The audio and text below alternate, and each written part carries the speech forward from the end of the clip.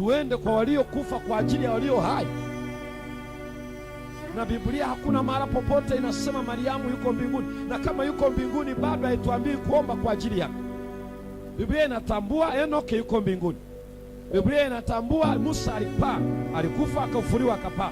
Biblia inatambua habari za Elia, alipaa kwenda juu mbinguni. Lakini hata katika hao Biblia inaeleza tunapoomba hatupasi kuomba kwa wanadamu. Sembuse Mariamu ambaye Biblia haisemi kwamba alishafu.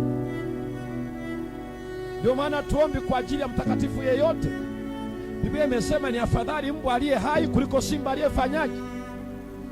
Hao wote walikuwa watakatifu wa Bwana, mashujaa wa imani, simba, lakini wameshakuwa maiti. Sasa tunaendaje sisi kwa watu waliokwisha kufa? Huu ni utapeli tu kama utapeli mwingine katika jina la Yesu. Na naliyesema hili wazi.